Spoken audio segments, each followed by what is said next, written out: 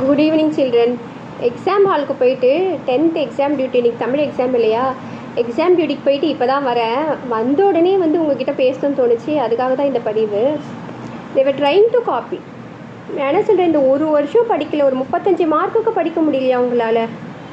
டீச்சர்ஸ்லாம் எவ்வளோ கஷ்டப்பட்டு சொல்லி கொடுக்குறாங்க, இங்கேருந்து அங்கே அப்படி இட் வாஸ் ஸோ அன்டாலரபிள். ஒருத்தன் பக்கத்தில் இருக்க அப்படியே பேப்பர் ஓப்பன் பண்ணி he was trying to show the answer. அப்போ நான் சொன்னேன், கண்ணா அவனுக்கு ஹெல்ப் பண்ணுறேன்னு சொல்லிட்டு உன் லைஃப் வேஸ்ட் ஆக போகுதுன்னு சொல்லிட்டு. So he was trying to help his friend. But is this the time to help your friend? உன் ஃப்ரெண்டுக்கு ஹெல்ப் பண்ணனா நீ எப்போ ஹெல்ப் பண்ணியிருக்கணும்?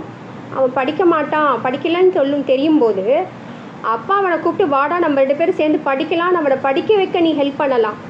எக்ஸாமில் காப்பி அடிக்க நீ ஹெல்ப் பண்ணுவியா?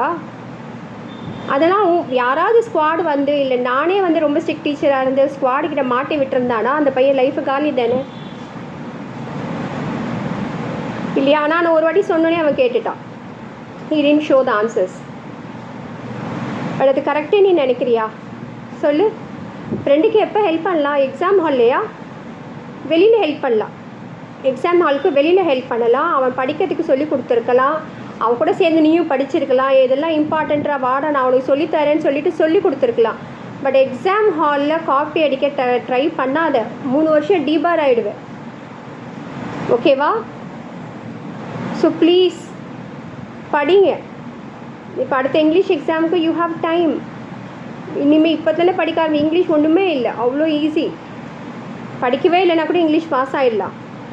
ஏன்னா ஹின்ஸ் டெவலப்மெண்ட் இருக்குது, காம்ப்ரிஹென்ஷன் பேசேஜ், அந்த மாதிரி இருக்க சின்ன சின்ன திங்ஸ்லாம் வச்சு அட்வர்டைஸ்மெண்ட் இதெல்லாம் எழுதினாலே 35 மார்க் ஈஸியாக பாஸ் ஆகிடலாம்.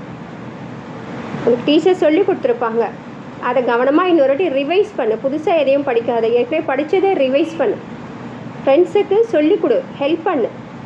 எக்ஸாம் ஹாலுக்கு வெளியில், எக்ஸாம் ஹாலுக்கு உள்ளே இல்லை.